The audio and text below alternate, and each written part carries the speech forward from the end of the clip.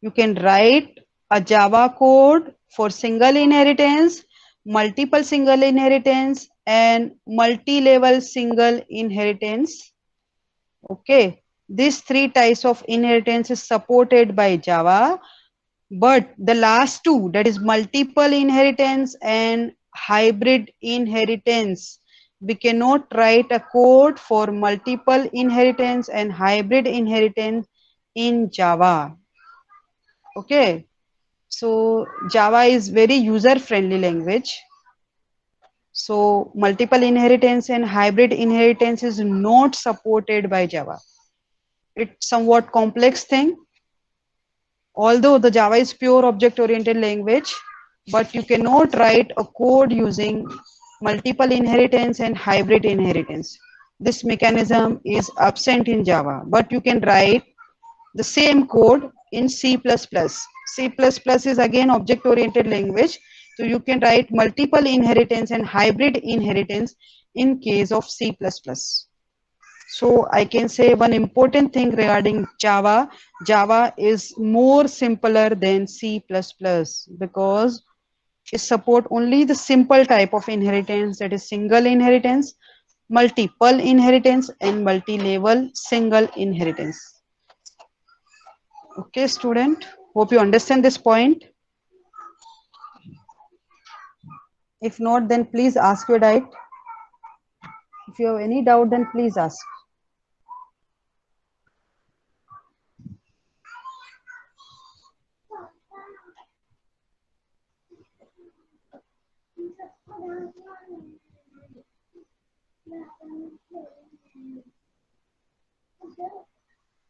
Okay, student. So what we are going to study in inheritance, we are going to write some code using single inheritance. After that, we are going to write a program using multiple single inheritance and then multi-level single inheritance. That's all. Okay. So this you need to study in inheritance. So this is example of single inheritance. One more example of single inheritance, student. Okay. So what happened here? This slide is visible to all of you. Yes, Divya, please reply. Yes, ma'am. Okay, it's clear now. Everything you can read, right? Yes. Yes, very good. So all of you, please concentrate over here. I write one class, that is person. Person is a class. This is the special class which having some data member and method inside this. Okay. So what is there? Some data members are there. Three data members I write in the person class, that is name. Name is one data member, then I write date of birth and mobile number. This is very clear. Three data members related to person. Name means nothing but the name of the person, then date of birth is there, and then contact number, mobile number. So person class consists of three data member, okay, and two methods. That is, first method is read data and second method is print data. So as a name implies, read data is what? To read the information. Which information? The data related to the name, date of birth and mobile number we can read using the read data method. And second one is nothing but print data. Means if you want to display the information of the person, then you can use the method that is print data. Okay, student. So this is the simple class person. Now what happened? I write two generalized class, that is student. Student is one generalized class and one more, that is employee. So what happened? Student and employee, they are also person. Okay, but student is a person and having some special data member and method defined inside it. So what are the content of student class?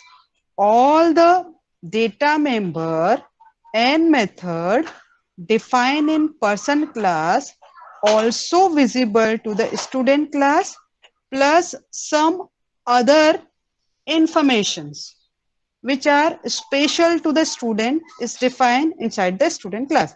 So what are the special? That is institution. So institution is one data member, then qualify if is one of the data member, then roll number of the student, and then marks. So these are four special data members defined in the student class, and one method, that is print biodata. So print biodata means if I want to print the biodata of the student, then I can use this method. So these are four data members and one method. These are the special to the student class. These elements are not used in the employee class. Okay, student. So that's why I define separate class or subclass for the student class. Likewise, if you can concentrate on employee class. So what is the special in the employee class? Employee class, again, employees again person, means it inherit the properties of the person class, means whatever data member and method defined in person class is also visible to the employee class, plus employee class is having some special data members and method. So what are the data member? That is employee number, then salary history, then organization, then designation of the employee, and date of joining of the employee. These are the some special data members which are used in the employee class, and one method I write, that is print salary.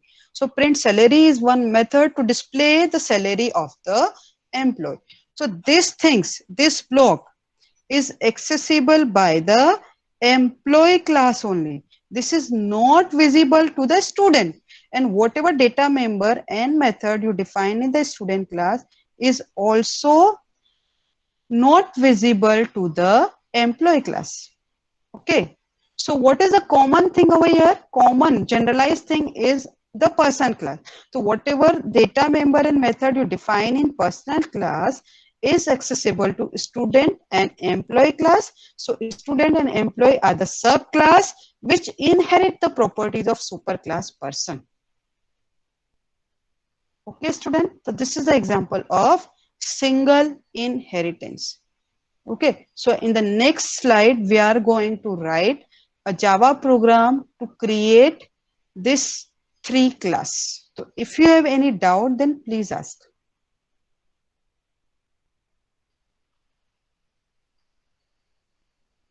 If not, then we can go ahead. Okay. So this is nothing but here is the code for person and student class, student. Person and student class. Hope this slide is visible to all of you. Yes, Divya, please reply. Yes, ma'am. Okay. So tell me, student, how many class you need to write? If I want to write Java program for this, so how many class I need to write? Forget about inheritance for a time being. Okay, student. So person, student, and employee, 3 entities are there, right? So I need to create 3 class. One class for person, another class for student, another class for employee. So at least 3 class I need to write. Okay. So first I'm writing the person class. Okay, so person class, how you can write? You can write class and then person.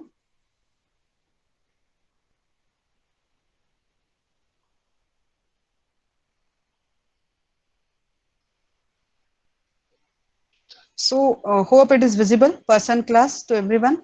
So what I'm writing over here is class person, and in the curly braces, I need to define that person class.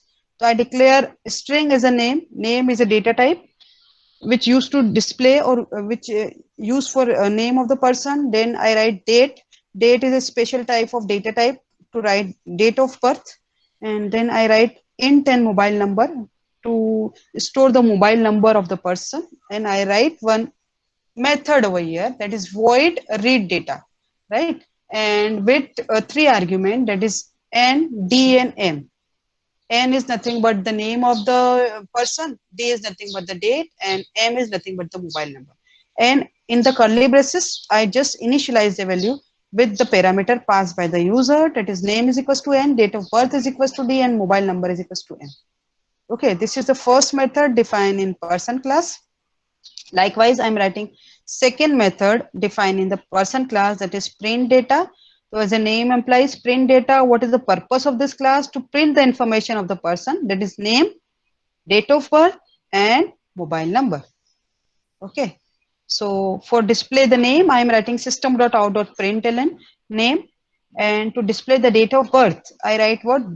Date of birth and print date. So what is print date over here? Print date is a ready-made function defined in java.util. So using the name of the object dob.printDate, I can print the date of birth of the user, and then system.out.println, I am printing the mobile number over here. So this is the simple definition of person class. Hope everybody understand.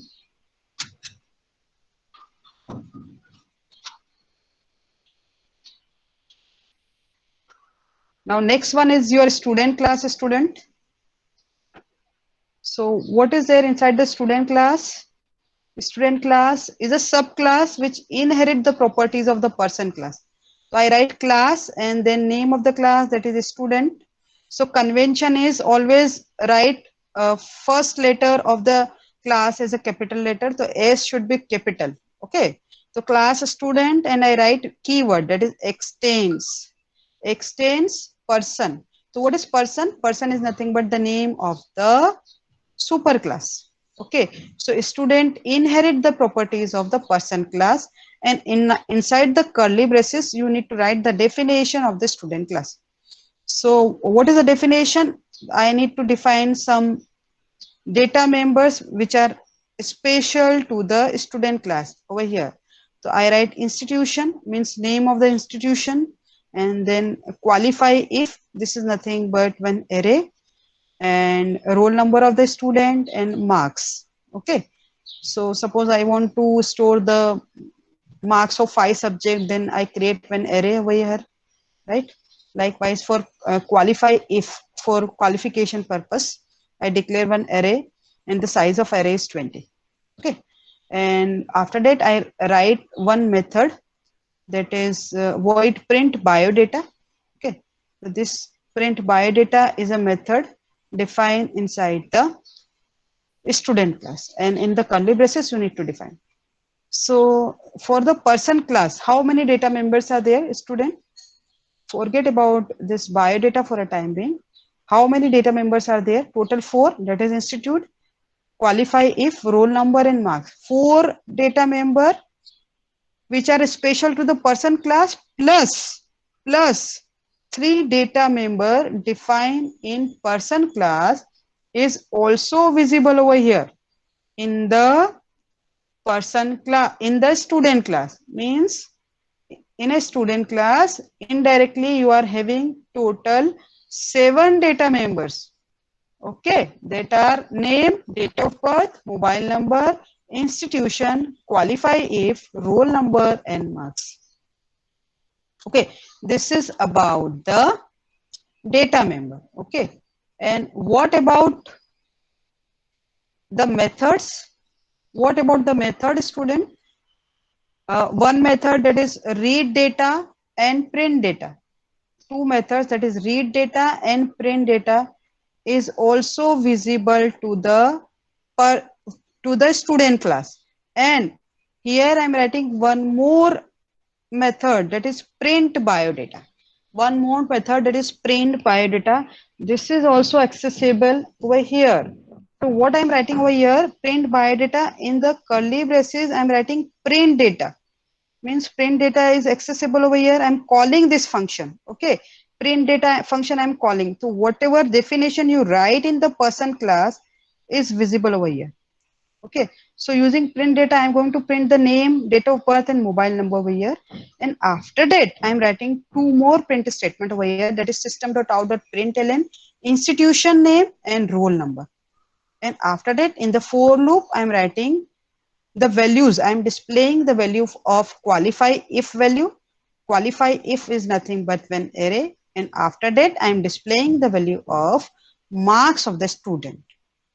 Okay, so what happened in print biodata? Print biodata method you define inside the student class. The job of print biodata method is to display the student information. Means you are going to display the name, date of birth, mobile number, institution, roll number, then qualify if marks, and then marks of obtained by the student. All the information you are going to print using print biodata. Okay, so this is nothing but your student class. Likewise, you can write employee class as well. Okay, if you have any doubt, then please ask a student. Otherwise, we're going to explain you the employee class in the next slide. You can unmute yourself and ask. Am I audible perfectly, Divya? Okay. So this is nothing but your employee class. Okay. So person class is same. Okay. All of you please concentrate on employee class. Okay. Class, name of the class is employee, which extend the person class. Okay. And means all the data members, 3 data members is also visible in the employee class. Plus you define some more data member over here, that is employee number, salary history, this is array, organization, designation, and date of joining. So you declare here 1, 2, 3, 4, 5 data members and plus 3 data member from the person class. So total 8 data members are there for the employee subclass, and you are writing one method, that is void print salary. Means indirectly employee class can have two methods. One is print data, which you can access using person class, and one more method, that is print salary. And job of this print salary is to display the values inside the salary history. Suppose I want to display the salary of all 12 months of the employee, then I can use the print salary method. So to display the value of the array, how you can display? You need to use the for loop. So I'm using for loop over here. So your looping concept is the same. Okay, student. So depends on the problem statement. You need to use the loop or conditional statement, say if else or switch statement. So these are the basic block of any programming language. So you must use. Depends on the requirement. Okay, so hope you understand all three classes, that is person, student, and employee. Okay, if not, then please ask your doubt.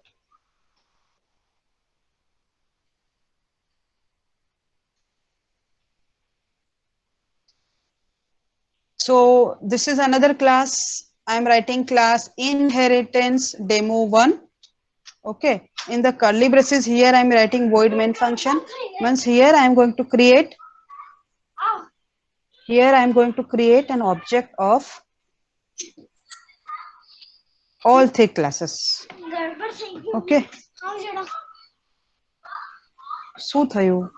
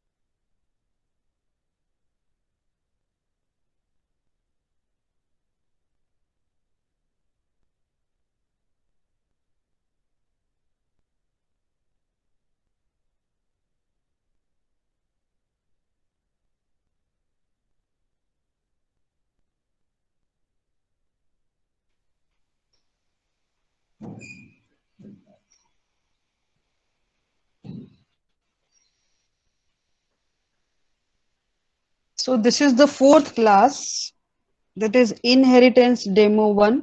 You need to save your program using this class, that is inheritance demo 1. Why? Because you write main function over here.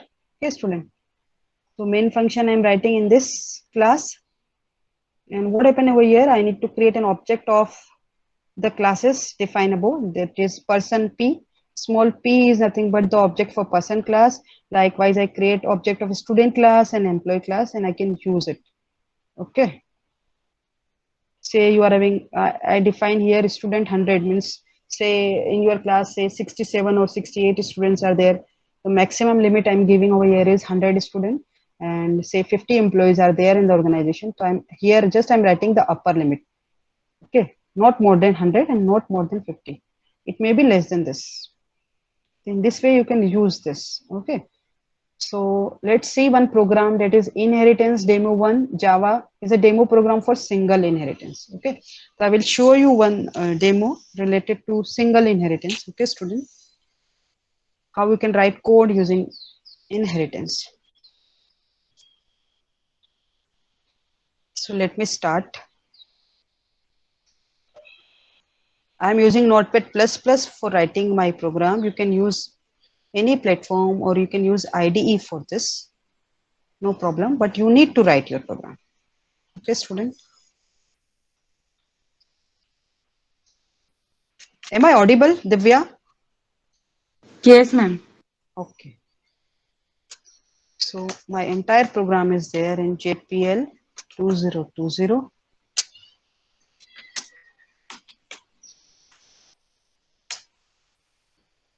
Okay.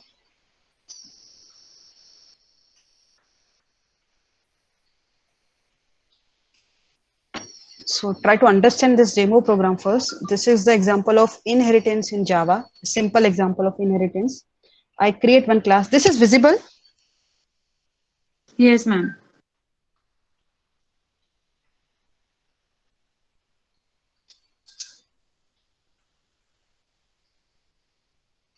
So what happened? Here I'm creating line number 6. Concentrate on line number 6. Class A.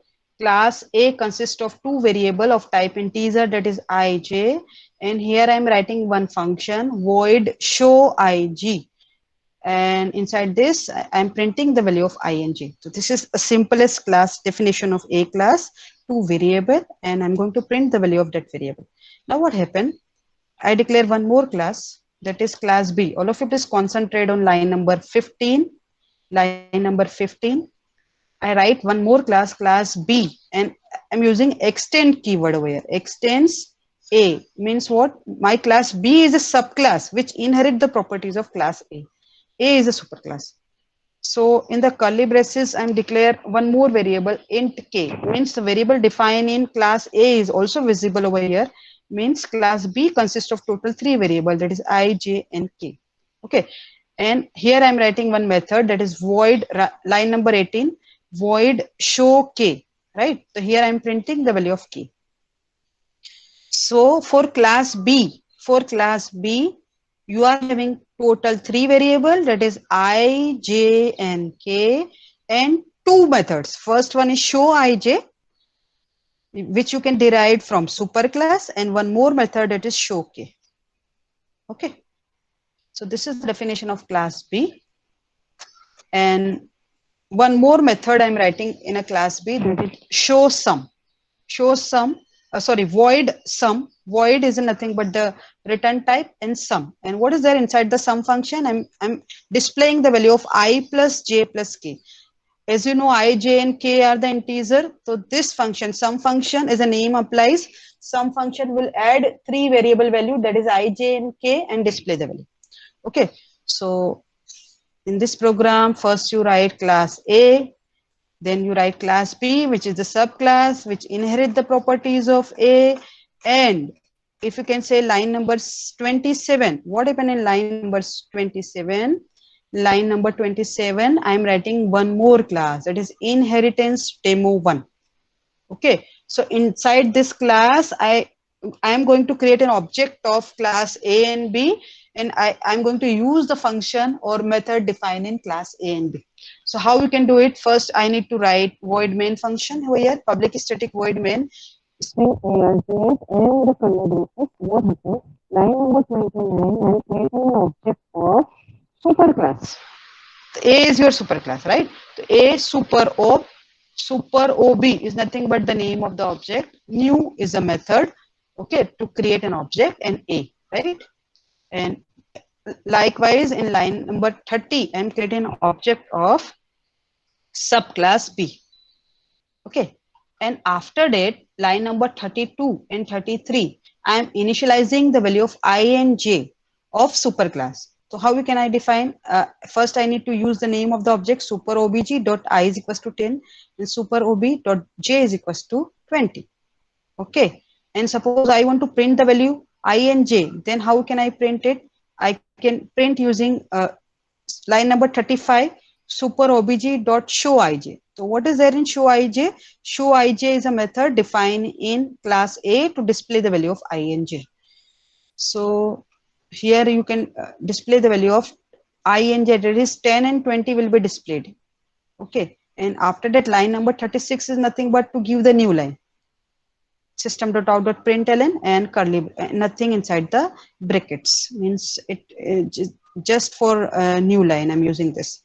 Okay, likewise using the subclass object, I am initializing the value of I, j and k, that is 7, 8 and 9, and I'm displaying the content of I, j and k using the object of subclass sub obey show ij and k. Okay, and after that I want to display the sum of the values of I, j and k. So I'm using sub obj sum. Okay, so if you run this program, then what will be the output, student? The output is, first it will print 10 and 20 using this method. Line number 35 is to print the value 10 and 20, and after that it will print 7, 8 and 9, and after that using sum function, it is going to sum, it is going to add three values, that is 7, 8 and 9. Okay, so as you know how to compile the Java program, everyone, compile कैसे करेंगे? You need to write javac and name of the program. So what is the name of the program over here, student? Name of the program is nothing but inheritance demo 1. The name of the program is inheritance demo 1.java.